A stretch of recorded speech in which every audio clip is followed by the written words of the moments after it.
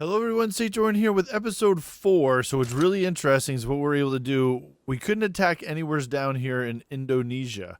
So, because we didn't have a declared interest. What I did is I was focusing on our navy, so I made sure we got our naval bases up to 10. And once I was able to do that, if you hover over, you can actually see that we now have a maximum declared interest of +1.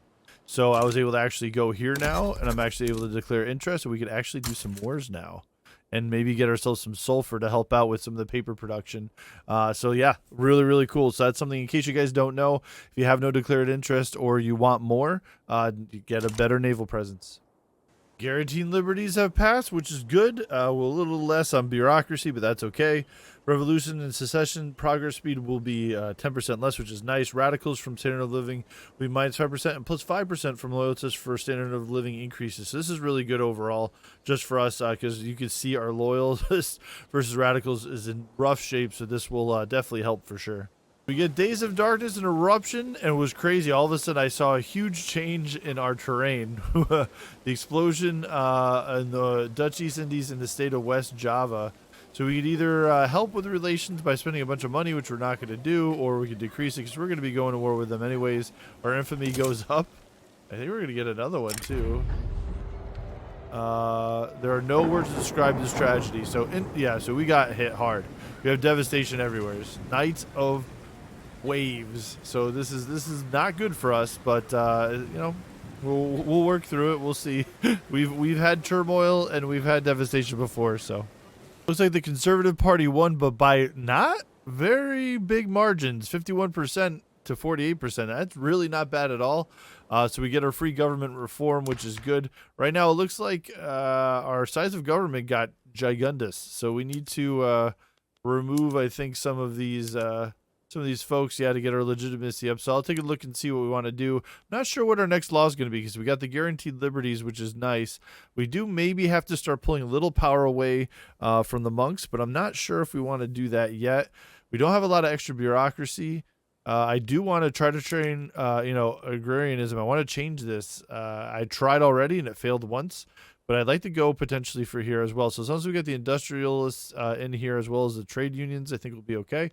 Yeah, so I don't know. We'll give it a shot and see what happens. Interventionism has passed, so this is good. Now we'll be able to use a lot of our investment pool, which we weren't really able to use before.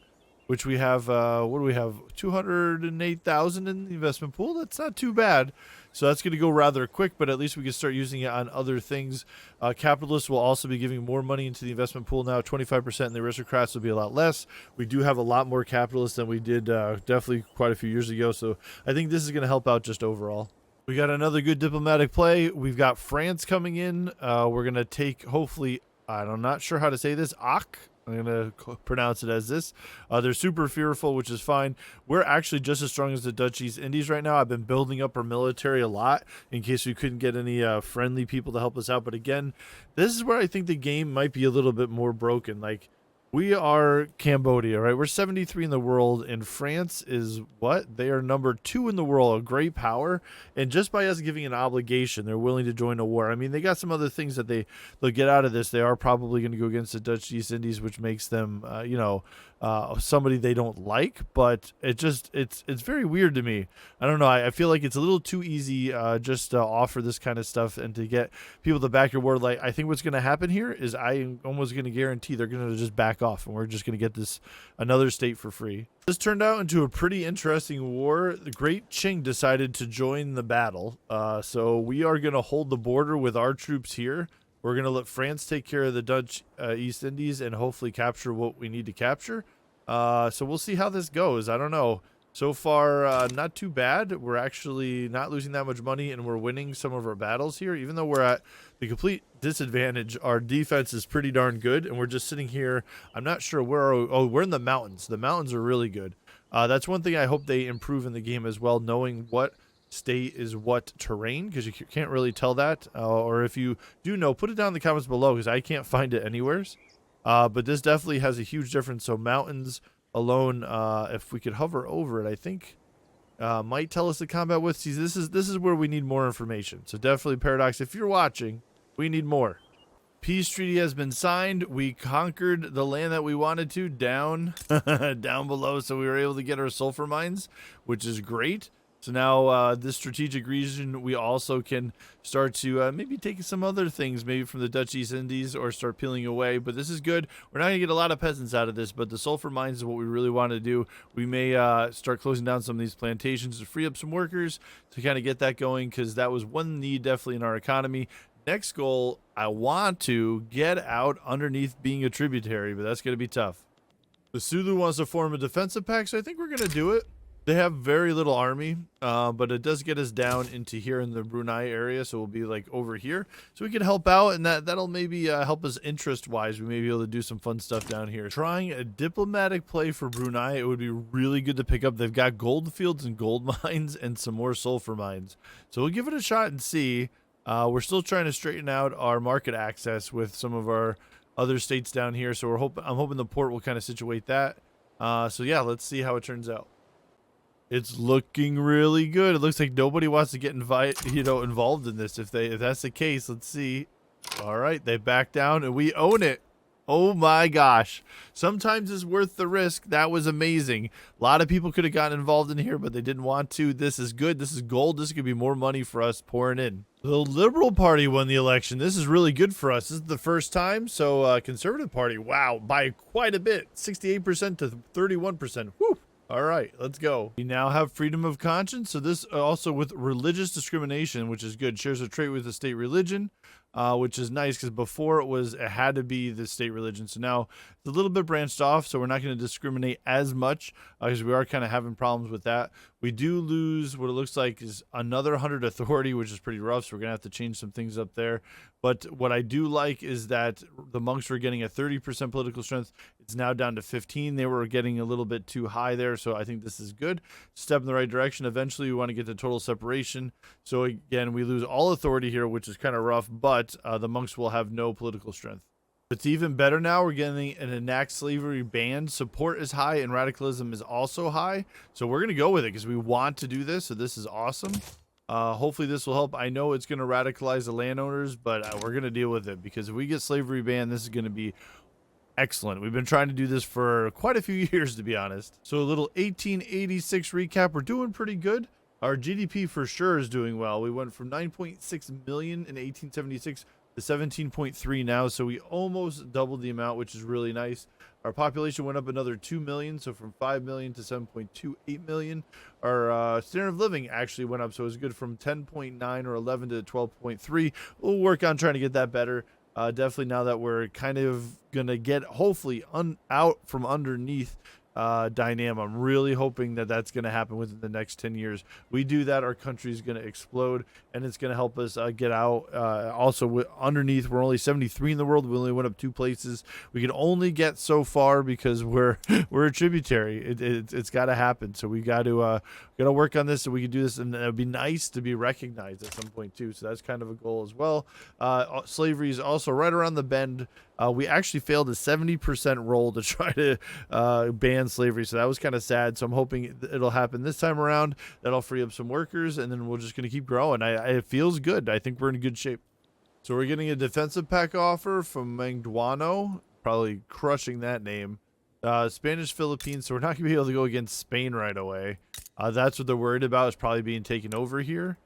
As far as resources go, nothing substantial that we need or anything that's going to be over here, because it'll be easier for us to go to war with Spain if we ever get to that point, if we're strong enough. Rubber plantations, yeah, I don't think we're gonna hard pass that one. And finally, it took forever, but in 1886, September 21st, we finally banned slavery. Free Trade Party has been formed. Let's see who is in that right now.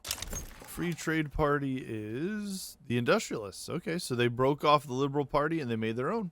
So the Independence War diplomatic play is out. We were able to get Great Britain in on our side, offering up Chiang Mai to them, which is totally fine and makes them a little bit bigger. They're British Raw.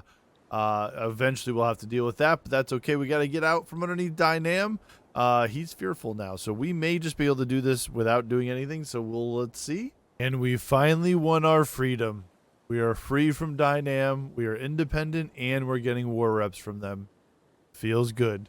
With that, we went to 23 in our ranking in the world. Unrecognized regional power. Holy cow. That was from 70 to 23. Think we're being held behind? Look at our money. 33,000 right now. We're giving them so much money as a tributary. That was gross. So let's see what we can do now. Try to straighten out the market. The market's going to be all crazy because we have our own Cambodian market and we have free trade. Mutual funds are unlocked. Very happy about this because what this does is publicly traded across the board. Very, very nice. Also, we get some extra minting and the loan interest rate goes down a little bit. So that's nice. But yeah, really the publicly traded is going to be very good. More money is always welcome. That was easier than expected. Sulu backed down in our diplomatic play, yielding the primary war goal to us. So now we finished off and we are able to get Sulu there. What that does is it gives us some more gold mines. And that's why we're going for actually quite a bit, more than double. So more gold, more money. Let's go. Protectionism has passed. We can now have more on our tariffs for imports and exports, which is really good. So now we go from 20% or 10% to 20% on both, which is really, really good. So now we can kind of control it a little bit more, or at least we can make a little bit more money off of trade that's being sucked by other countries. So we can take a look here. For example, there's probably a lot. Yeah, like a lot. So like Dynam, right, is taking a lot of wood from us. So now rather than this being a simple 10%, it's at 20%. So this will make this a little bit less likely for them to want to go this direction. And if they continue to do, we're just going to make more money off of it. So it's worth it. Now have some public schools, so that's good. What this helps with is kind of the monks. Of course, they're not happy about this, but them losing a little bit of political power or strength, which is great. The education access and assimilation is also useful as we start to hopefully take some other little countries along the way. We have a diplomatic play going on with Selangor. It looks like we're probably just going to take them, or Selangor? I'm definitely crushing the name. Selangor. Oh, there you go. So we just kind of owned them. They backed off. Nobody wanted to help them out. So, we, a little bit more land. It helps out Malaya kind of just expanding a little bit, get a few more people, get a few more resources. So it's definitely worth it. So we got Tonkin from Dynam, which is awesome. They have a huge population of almost 300,000, which is really big for us, or 300,000 at least peasants that we could get to work or move into our other states where we need them. So this was huge. What we did is we made friends with France real quick, and then once we went to war, there was no one else who really wanted to be involved. It was either Britain or them, and it was great. So France was already in a war. They didn't decide to come into this, so Dynam backed down right away. So this is a great grab for us. And I think what we have our eye on now is a great Qing. Any of their states are hugely populated. If we go here, you can see there's 1 million peasants. I don't know if we can handle that with the culture. I don't know if we can handle it, but we'll see what we can do. It's 1896 and time to do a quick summary, and boy, did we make some huge gains. So getting out from underneath of Dynam, we are now no longer a tributary. It's huge. Our GDP went through the roof. We went from 17 million to 30 million. Our population went from 7 million to 10 million. Our standard of living went from 12 to 14. Our literacy stayed about the same, 44 to 45%. However, our standing in the world now is 21. So our rank is great. We can only get up to 11 because we're an unrecognized country. So what we're going to have to do potentially is get recognized. So that's maybe a goal down the line. We still have like roughly 30 years left, so we really can become number one, I think, rather easy now that we're free. We have a bunch of land down here. We just keep growing and growing down in Indonesia. You can see here we're just we're taking land like crazy. We're actually got lots of gold, which is awesome. We got gold mines coming in where we can still tap into more. So our economy is going great. Our laws are going pretty good. We do have a revolution that's kind of trying to happen, but worst case, what we could do is just we could stop trying to get propertied women at the moment. But slavery has also been banned. There's a lot going on. Public schools.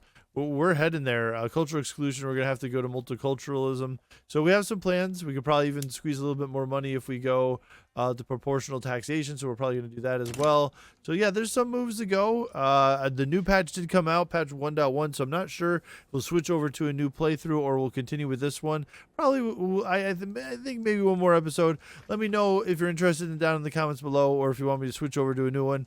Hit that like and subscribe button. They're free. And as always, for the swarm.